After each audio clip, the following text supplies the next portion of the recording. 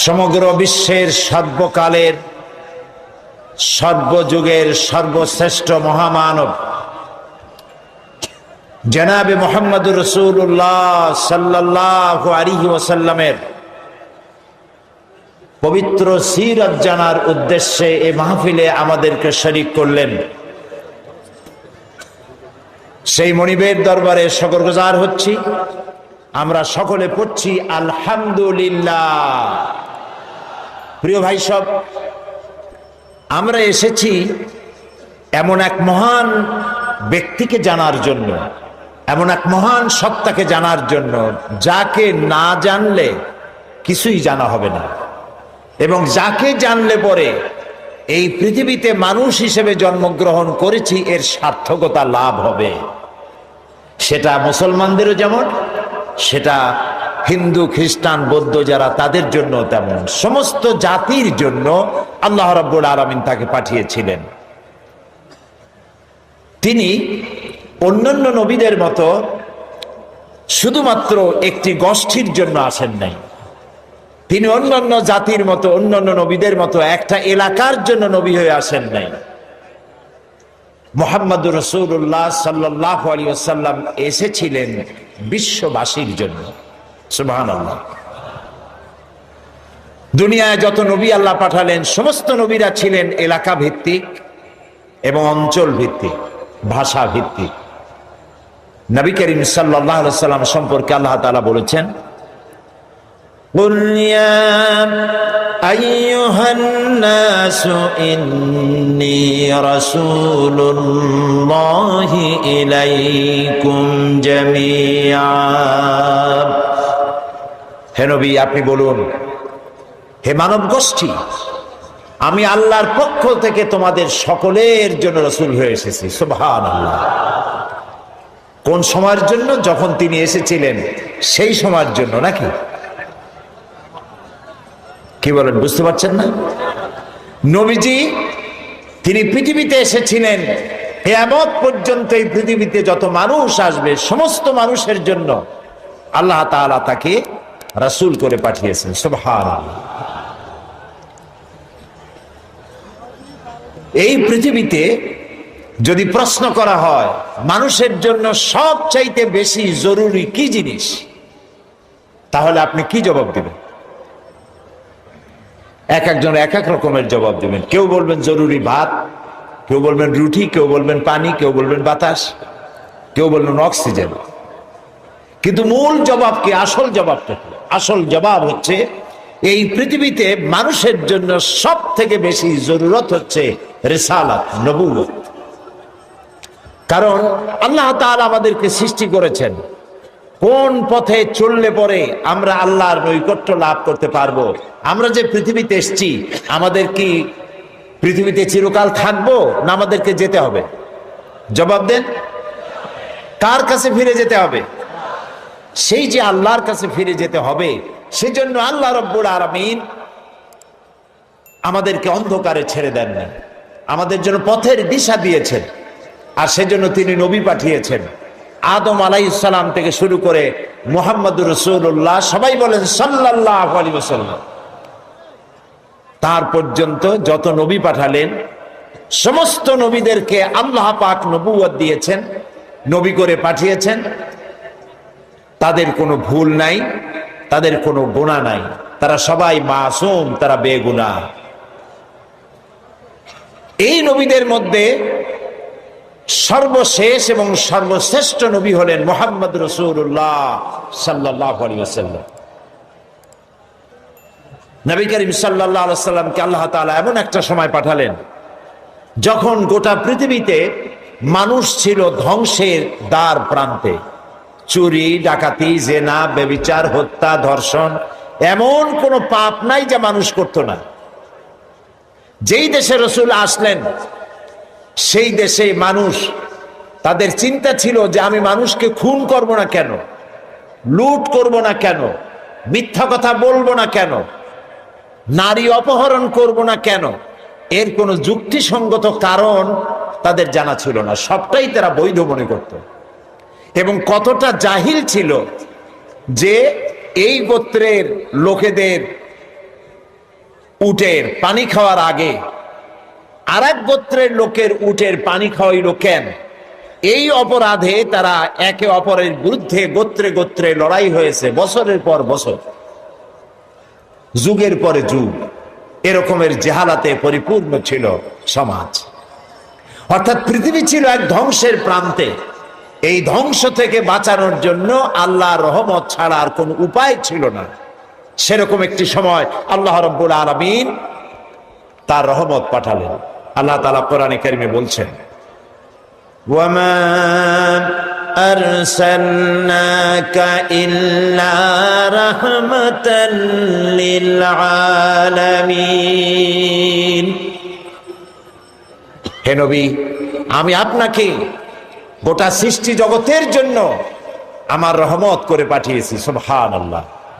প্রিয় ভাই সব, আমি সেই রসুলের কথা আপনাদেরকে শোনাতে এসেছি যিনি আকাশের নিচে জমিনের উপরে সব থেকে শ্রেষ্ঠ মানুষ, জাত থেকে শ্রেষ্ঠ পৃথিবীতে আর কেউ। আমি আপনাদের সামনে এমন এক মহান ব্যক্তিত্বকে জানাতে এসেছি যিনি, যার মর্যাদা শুধু আকাশের নিচে নয়, আল্লাহর আরশের নিচে, জমিনের উপরে, আল্লাহর পরেই যার মর্যাদা। সুবহানাল্লাহ বলবেন না? তার সম্পর্কে, তবে তার সম্পর্কে আলোচনা করা আমার মতো আকিঞ্চন, আমার মতো ছোট্ট নগণ্য সামান্য জ্ঞানের অধিকারী কিভাবে এত বড় বিশাল ব্যক্তিত্ব সম্পর্কে আপনাদের সামনে আমি তুলে ধরব। ওমা তৌফিকি ইল্লা বিল্লাহ।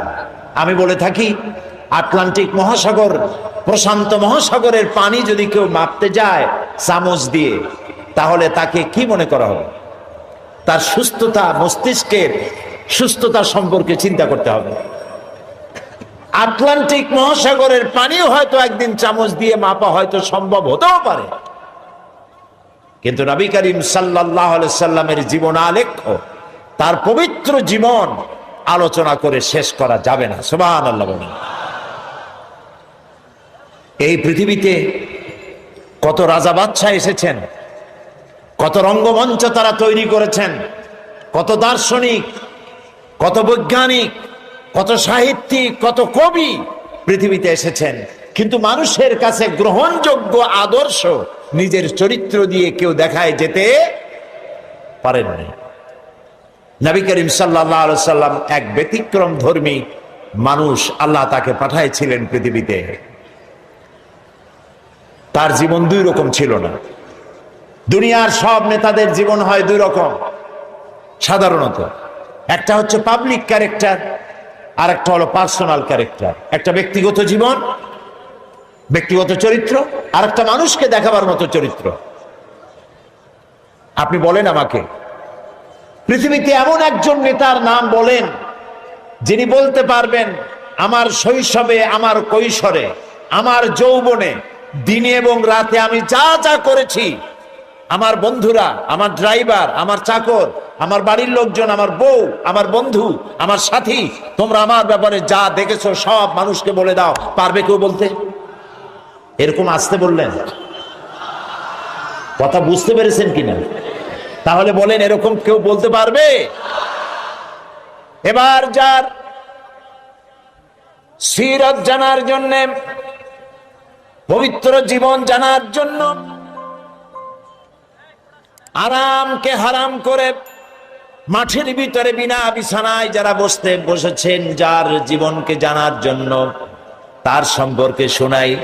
আল্লাহর নবী বলেছেন, ও আমার সাহাবীরা, ও আমার স্ত্রীরা, দিনের আলোতে, রাতের আধারে আমার ব্যাপারে যা জেনেছো আর যা দেখেছো সবগুলো খুলে খুলে মানুষের সামনে বলে দাও।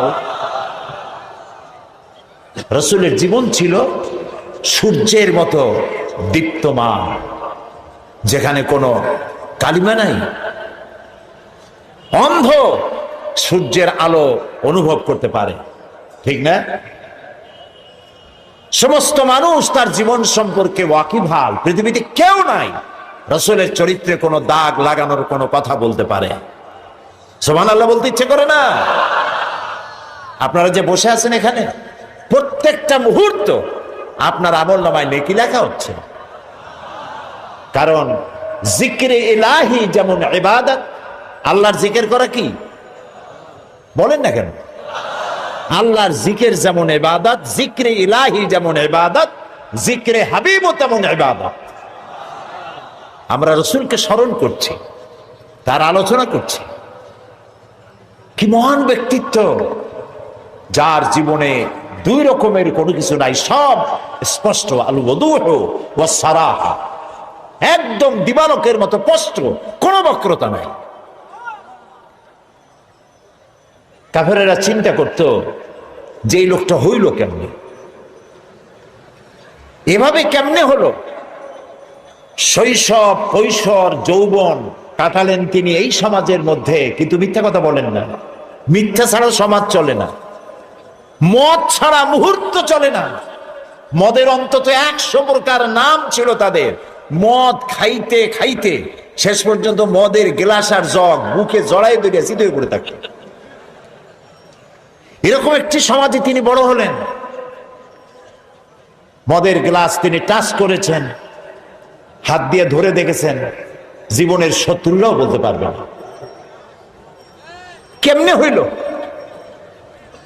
তিনি যখন কোরআন শরীফ পড়তেন, কাফেরেরা মনে করত যে লোকটা কোনোদিন কোনো কবির সাথে বসে নাই, ওঠে নাই, সাহিত্যিকদের সাথে আনাগোনা ছিল না। এই যে মিলায় মিলায় বলে, নিশ্চয়ই কবি হয়ে গেছে, তলে তলে কবি হয়ে গেছে। নবী করিম সাল্লাল্লাহু আলাইহি সাল্লাম সম্পর্কে যখন যে কথা এসেছে, জবাব রাসূলের দেওয়া লাগে নাই, জবাব দিয়েছেন কে? রাসূলকে এক পর্যায়ে মজনুন বলা হয়েছে। মানে কি? পাগল বলা হয়েছে। রাসূলকে পাগল বলা হয়েছে, রাসূল জবাব দেন নাই। কারণ রাসূলকে যদি পাগল বলা হয় তাতে রাসূলের তো অসুবিধা নাই। এ আঘাত লাগে আল্লাহর, আঘাত লাগে আল্লাহ তাআলার অস্তিত্বের উপরে। আল্লাহ রাব্বুল আলামিন সঙ্গে সঙ্গে জবাব দিয়ে দিলেন। আল্লাহ রাব্বুল আলামিন বলেন, ওয়ামা সাহিবুকুম বিমাজনুন, তোমাদের সাথী পাগল নন। মুহাম্মদ সাল্লাল্লাহু আলাইহি ওয়াসাল্লাম পাগল নন তা বললেন না, বললেন তোমাদের সাথী পাগল না। তোমরাই তো সাথে ছিলা, একসঙ্গে খেলাধুলা করেছো, ওঠা বসা করেছো। তার জীবন যৌবন চোখের সামনে, পাগলামির কি দেখলে তার মধ্যে? নবী করিম সাল্লাল্লাহু আলাইহি ওয়াসাল্লাম কে যখন কবি বলা হলো, আল্লাহ তাআলা প্রতিবাদ করলেন। আল্লাহ তাআলা বললেন, ওয়ামা আল্লামনাহু আশ-শি'রা ওয়ামা ইয়ানবাগী লাহু। আল্লাহ তাআলা বলেন, আমার নবীকে আমি কবিতা শিখাই নাই, আর কবিত্ব আমার নবীর জন্য শোভনীয় নয়। আমার নবীরে আমি কবিতা শিখাই নাই, আর কবিতা আমার নবীর জন্য শোভনীয় নয়। এটা কি কথা? কবিতা নবীর জন্য শোভনীয় নয়। কারণ হলো কবিরা অনেক সুন্দর সুন্দর কবিতা লিখতে পারেন, মানুষের মধ্যে উত্তেজনা, টেনশন, রোমান্স পয়দা করতে পারেন, কিন্তু কোনো সিদ্ধান্ত দিতে পারেন না। কবিরা পৃথিবীতে মানুষকে এমন কোন আদর্শ কবিত্বের মাধ্যমে শিক্ষা দিতে পেরেছেন, হোমার থেকে শুরু করে আজ পর্যন্ত এরকম কবি দেখা যায়নি। এবং কবিরা এমন এমন কথা বলেন যা বাস্তবতার সাথে মিল নাই। কবিরা আবেগ উচ্ছ্বসিত হন, কল্পনার ঘোড়ার পৃষ্ঠের উপরে বসে তেপান্তরের মাঠ দিয়ে নিরুদ্দেশ্যের উদ্দেশ্যে দৌড়াতে থাকে। বাস্তবতার সাথে মিল থাকে না।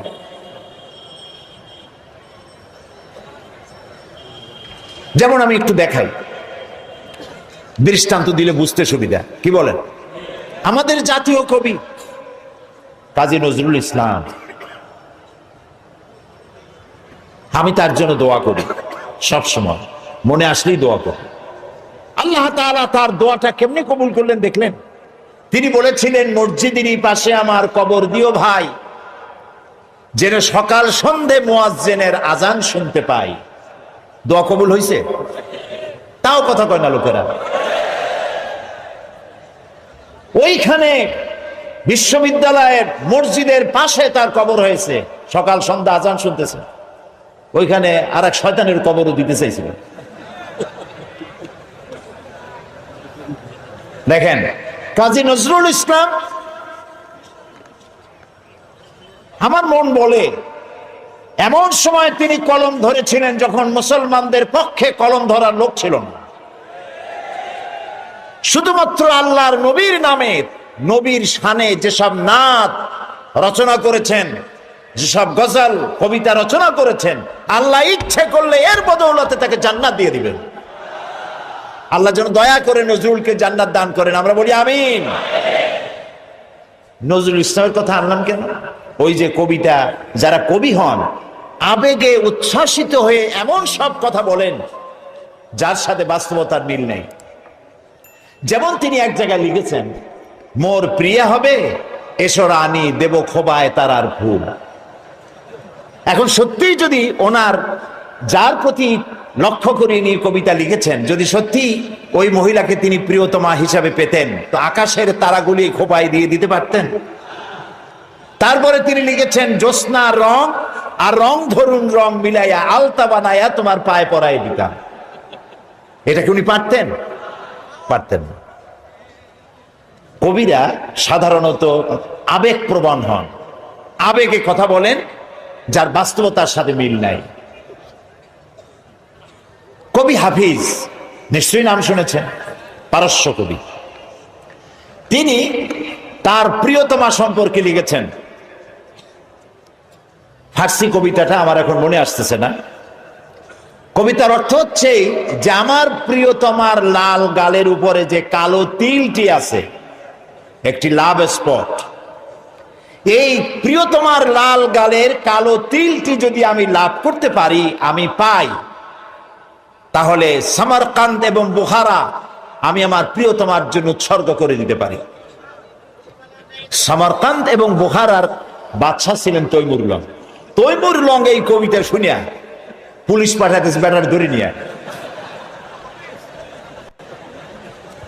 বলল, হাফিজ তুমি তোমার প্রিয়তমার লাল গালের কালো তিলের জন্য গলায় দড়ি দিয়ে মরো, কিন্তু আমার রাষ্ট্র বিলিয়ে দেওয়ার অধিকার তোমার কে দিল? হাফিজ দেখলো যে সর্বনাশ, আমার তো জীবনই শেষ হয়ে যাবে। কবি মানুষ তো সাথে সাথে কবিতা পাল্টায় ফেললো, বললো, জাহাপানা আপনি তো ভুল শুনছেন, আমার কবিতার শেষের লাইন আপনি কি শুনেছেন? বললো যে তোমার শেষের লাইন তো ছিল সামারকান্দ ও বুখারা, সামারকান্দ এবং বুখারা মিলাই দেবটা ছিল। তিনি বলছেন না, আপনি ভুল শুনেছেন, ওখানে আমার মূল কথা ছিল সেমনকান্দ অখর মারা। তার মানে হলো আমি বলতে চেয়েছি আমার প্রিয়তমার লাল গালের কালো তিলটি যদি লাভ করতে পারি, তাহলে 3 মণ চিনি আর 1 মণ খোরমা বিলাই দেব। আমি কিন্তু আপনাদের হাসির খোরাক দেইনি, চিন্তার খোরাক দিয়েছি। দুনিয়ার সব কবিরা এভাবে আবেগ প্রবণ হন, উচ্ছ্বসিত হন, রোমান্টিক হন। নবী আবেগ প্রবণ হতে পারেন না। নবী যদি আবেগে উচ্ছ্বসিত হয়ে পড়েন, আবেগে আবেগতাড়িত যদি হয়ে যান, তাহলে তো ইনসাফ করতে পারবেন না। নবীজির কাছে হযরত ফাতেমা রাদিয়াল্লাহু তাআলা আনহা এসেছেন, হাতে ঠোসকা পড়েছে, বলছেন, ইয়া রাসূলুল্লাহ, আব্বাজান, কুয়া থেকে পানি উঠাতে উঠাতে দড়ি দিয়া আমার ঘাড়ের উপরে দাগ পড়ে গিয়েছে, আটা পিষতে পিষতে 2টো হাতে ঠোসা পড়ে গিয়েছে, আমার খুব কষ্ট হয়, আমাকে একজন খাদেমা আপনি দিবেন। রাসূলুল্লাহ বলছেন, ফাতেমা, আমি মদিনার এখনো অমুক অমুক গোত্রের খাবার পৌঁছাইতে পারিনি, অমুক অমুক গোত্রের দাবি দেওয়া এখনো মিটাইতে পারিনি, আমি তো তোমাকে খাদেমা দিতে পারবো না। বরং তুমি এক কাজ করো, প্রত্যেক নামাজের পরে সুবহানাল্লাহ 33 বার, আলহামদুলিল্লাহ 33 বার, আল্লাহু আকবার 34 বার, এটা তুমি পড়ো। রাসূল যদি মেয়ের কলিজার টুকরা মেয়ে হযরত ফাতেমাকে না দেখে তিনি থাকতে পারতেন না। একবার রাসূলুল্লাহ বসা মসজিদে নববীতে মুখ মলিন, সাহাবীরা ভয়তে কথা বলতে সাহস পাচ্ছে না। কিছুক্ষণ পর নবীজি উঠে চলে গেলেন হযরত ফাতেমার ঘরে। কিছু সময় পরে বেরিয়ে এলেন হাসি খুশি চেহারা। সাহাবায়ে কেরাম জিজ্ঞেস করলেন, হে রাসূল, এখন তো আমাদের জান ফিরে আসছে, আমরা তো হতাশ হয়ে গেছিলাম, আপনার মুখ মলিন দেখে ভয় তো অস্থির হয়ে গেছে। কি কারণে মুখ কালো ছিল? কেন আপনি অশান্তি ভোগ করছিলেন? আর কিভাবে আপনার শান্তি ফিরে এলো? নবীজি বললেন, সাহাবীরা, ওদের মধ্যে একটু মনোমালিন্য হয়েছিল, আমি কষ্ট পাচ্ছিলাম। ওদের মধ্যে, বুঝতে পারছেন, হযরত ফাতেমা, হযরত আলী, ওদের মধ্যে একটু মনোমালিন্য হয়েছিল, আমি কষ্ট পাচ্ছিলাম। আমি ভেতরে গিয়ে দুজনকে নসিহত করলাম, তাদের মধ্যে এখন আবার আগের মতো হাসি খুশি ফিরেছে, আমি খুশি হয়ে গেছি। ফাতেমা আমার কলিজার টুকরা, যে ফাতেমাকে ব্যথা দেয় সে মুহাম্মদ সাল্লাল্লাহু আলাইহি ওয়াসাল্লামকে ব্যথা দেয়। প্রিয় ভাই সব, যে মেয়েকে এত ভালোবাসেন তিনি, আবেগ প্রমাণ হলে তিনি তো দিতেই পারতেন, তিনি মদিনার বাদশা, প্রেসিডেন্ট। নবী আবেগ প্রমাণ হতে পারেন না, আবেগের বশীভূত হতে পারেন না। এই জন্য আল্লাহ তাআলা প্রতিবাদ করেছেন, ওয়ামা আল্লামনাহু শি'রা ওয়ামা ইয়ানবাগী লাহু, আমি আমার নবীকে কবিতা শেখাই নাই, আর কবিত্ব নবীর জন্য শোভনীয় নয়। নবীর পার্সোনালিটি ভিন্ন। একজন সাহাবী বলেছিলেন, হে রাসূল, রাসূলুল্লাহ বলছিলেন যে তুমি এই কাজটা করলা না কেন? সাহাবী জড়সড় হয়ে গেলেন ভয়তে, বললেন, ইয়া রাসূলুল্লাহ, আমি তো বুঝি নাই, আপনি যদি একটু চোখ দিয়ে আমাকে ইশারা করতেন তাও তো আমি কাজটা করে ফেলতাম। রাসূলুল্লাহ বললেন, চোখ দিয়া ঠারে ঠারে কথা বলা নবুয়তের শান নয়। সুবহানাল্লাহ, সুবহানাল্লাহ। দেখেন না, মানুষের চোখ মেরে কথা বলে, ঠারে ঠারে কথা বলে, নবুয়তের শান এটা নয়। নবীজি যখন কথা বলতেন কারো সাথে, পুরা দেহ মোবারকটা ফিরিয়ে দিতেন, ডান দিকে, বা দিকে, পিছনে। আমরা যেভাবে এরকম কাটকুট করে শুনি, এরকম করতেন না, যাতে যার সঙ্গে কথা বলছেন তিনি যেন কথা বুঝতে পারেন যে রাসূল পুরা মনোযোগী শুনছেন, আমাকে ইগনোর করছেন না। প্রিয় ভাই সব, এক মহাসমুদ্র। রাসূলুল্লাহ নামাজ পড়তেছিলেন, হযরত ওমর রাদিয়াল্লাহু তাআলা আনহু তখনও কাফির, চাইছিলেন রাসূলকে শায়েস্তা করবেন, মারবেন, লাঞ্ছিত করবেন। নামাজরত অবস্থায় দেখে তিনি চিন্তা করলেন, যাক নামাজ পড়তেছে, এখন কিছু কবর না, নামাজটা শেষ হোক, তারপরে আচ্ছা করে। হযরত ওমর বলেন, আমি নবীজের পিছনে দাঁড়িয়ে অপেক্ষা করতেছিলাম নামাজ কখন শেষ হবে, আর তিনি নামাজের ভিতরে তেলাওয়াত করতেছিলেন। তেলাওয়াত যখন শুনলাম, আমার কাছে মনে হলো এই কথাগুলি মানুষের বানানো নয়, নিশ্চয়ই কোন জিন রাসূলুল্লাহকে শিখায়া দেয়। আমি যখন এই চিন্তা করেছি, এত সুন্দর মিলায়া কি করে পড়েন, জেনে শিখায় দিয়েছে, এই চিন্তা যখন আমি করেছি, নবীজি তখন আমার এই কথার জবাব যেন তিনি দিলেন। তিনি পড়লেন, ইন্নাহু লাকাউলু রাসূলিন কারীম। না, এটা কোনো জিন বা অন্য কারো কথা নয়, এটি হচ্ছে মহান বার্তাবাহকের বর্ণনা। হযরত ওমর বলছেন, জিনের কথা না হলে কবির কথা তো বটেই। এত সুন্দর মিলানো, দেখছেন না কোরআন শরীফে কি মিল, লক্ষ্য করছেন? করেন নেই বোধ হয়, করার জন্য অনুরোধ করি। কোরআন তাড়াতাড়ি পড়বেন, মনে হবে আপনি প্রবন্ধ পড়ছেন। থেমে থেমে পড়বেন, মনে হবে যেন কবিতা পড়তেছেন। প্রত্যেক আয়াতে আয়াতে মিল, সুবহানাল্লাহ। হযরত ওমর বলছেন, ভাবলাম মুহাম্মদ সাল্লাল্লাহু আলাইহি ওয়াসাল্লাম কবি হয়ে গেছে। হযরত ওমর বলেন, যেই না চিন্তা করলাম মনে মনে মুহাম্মদ সাল্লাল্লাহু আলাইহি ওয়াসাল্লাম কবি হয়ে গেছেন, অমনি তিনি আমার এই কথার জবাব যেন তিনি দিলেন। তিনি পড়লেন, ওয়ামা হুয়া বিকাউলি শাইরিন কালিলাম মা তুমিনুন। না না, এটা কোনো কবির কথা নয়। হযরত ওমর বলে, সর্বনাশ, তাহলে তো শুধু কবি না, গণকও। আমার মনের কথা বুঝলো কেমনে? তো জাদুকর হয়ে গেছে, গণক হয়ে গেছে। হযরত ওমর বলেন, যখন আমি মনে মনে চিন্তা করলাম গণক হয়ে গেছেন, অমনি নবীজি আমার সে কথারও জবাব দিয়ে দিলেন। তিনি পড়লেন, ওয়ালা বিকাউলি কাহিনিন কালিলাম মা তাযাক্কারুন। না না, এটা কোনো গণকের কথা নয়, তোমরা খুব কমই উপদেশ গ্রহণ করে থাকো। হযরত ওমর বলেন, আমার মনে হচ্ছিল আমার পায়ের তলা থেকে মাটি সরে যাচ্ছে। কি আশ্চর্য কথা! যা বলি মনে মনে তারই জবাব আসে। নামাজের মধ্যে কি করে বোঝেন তিনি? হযরত ওমর বলেন, প্রত্যেকটি কথার জবাব, মনের প্রশ্নের জবাবগুলি যখন আসতেছিল, তখন আমার চোখের সামনে বিরাট একটা জিজ্ঞাসাবোধক চিহ্ন ঘুরতেছিল। এটা জেনের কথা নয়, কবির কথা নয়, গণকের কথা নয়, তবে এটা কি? যেই না চিন্তা করেছি তবে এটা কি, অমনি নবীজি তেলাওয়াত করলেন, তানজিলুম মির রাব্বিল আলামিন।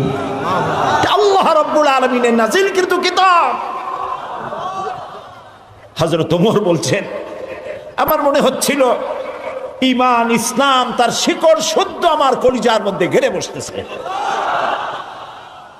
কিন্তু তখনও সময় আসে নাই হযরত ওমরের ঈমান কবুল করার। প্রিয় ভাই সব, রাসূলকে আল্লাহ রাব্বুল আলামিন পৃথিবীতে পাঠালেন এজন্য নয় তিনি আমাদেরকে মেসাক করা শুধু শিখাবেন, তিনি আমাদেরকে শুধু দাড়ি আর টুপির কথা বলবেন। একটি সমাজ বিপ্লব, একটি রাষ্ট্র বিপ্লব করার জন্য পাঠিয়েছেন। চুরি, ডাকাতি, জেনা, ব্যভিচার, হত্যা, ধর্ষণে ভরপুর সমাজ, এখানে এসেছেন তিনি। এই জাতির উপায়, এ মানুষ বাঁচবে কি করে, এর লক্ষ্য কি, উদ্দেশ্য কি, যাবে কই? আহারে, গরিবদের বাঁচার কোনো অধিকার নাই। গরিবরা শোষিত, নির্যাতিত, নিপীড়িত, নিগৃহীত। বড় লোকদের সব জোর জার, মুলুকতা। আর নারী, নারীর জীবনের তো কোনো দামই নাই। নারী হয়ে জন্মগ্রহণ করাই আজন্ম পাপ। মেয়ে হয়ে জন্মগ্রহণ করেছে, আষাঢ় মেরে মেরে ফেলতেছে। রাসূল এই জিনিসগুলি দেখলেন, নিজের চোখে অবলোকন করলেন। একটা ব্যতিক্রমী স্বভাব দিয়ে তিনি তৈরি হচ্ছেন। লোকেরা লক্ষ্য করলো, এক পর্যায়ে মক্কার লোকেরা রাসূলের নাম ভুলে গেল। নাম ছিল কি? নাম কি? মুহাম্মদ। বলেন নাম কি? সবাই বলেন সাল্লাল্লাহু আলাইহি ওয়াসাল্লাম। মনে থাকে যেন রাসূলের নাম যখন শুনবেন, যখন পড়বেন, কি বলবেন? ভুলে যাবেন না। লোকেরা নাম ভুলে যেতে বসলো কেন? তিনি পরিচিত হলেন আল আমিন বলে। লোকেরা বলা শুরু করলো, এই ঘটনার জন্য যাও আল আমিনকে বলো, চলো আল আমিনের কাছে যাই, ওই যে আল আমিন আসতেছে। বিশ্বাসী হিসাবে পরিগণিত হলেন সকলের কাছে, বিশ্বাসী, এবং নাম আরো হলো সাদেক, সত্যবাদী।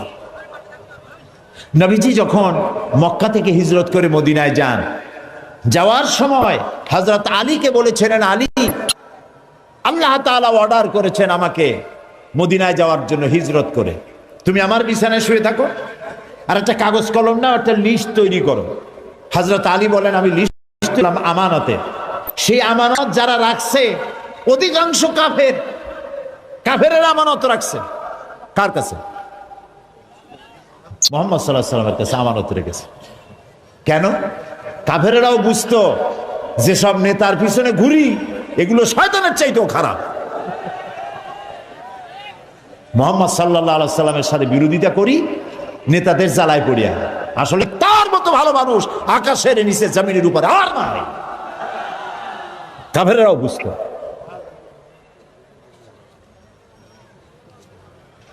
এখনো আমাদের দেশে যত নেতা টেতা আছে, অনুসারীরা বোঝে খাঁটি শয়তান। নামাজ নাই, না দেখেন না, নামাজ নাই, রোজা নাই, আল্লাহ পরকালের চিন্তা নাই, মিথ্যা কথা বলে অনবরত। মানুষে যেমন বমি করে হড় হড় করিয়া মুখ দিয়া মিথ্যা করি বমির মতো বাইর হইতে থাকে। একটা ভালো কথা বলতে জানে না, শুধু অসত্য আর মিথ্যা বলতেই থাকে, আমানতের খেয়ানত করে। তবে এইসব নেতাদের পিছনে ঘুরে কেন? এই চিন্তায় যে এরা যদি এমপি মন্ত্রী হইতে পারে তা একটা চাকরি পাবো, লাইসেন্স পাবো, টিয়ার কাবি খা খাইতে পারবো। জি, নাম রাখছে কাবি খা, তার মানে হলো খাবি খা।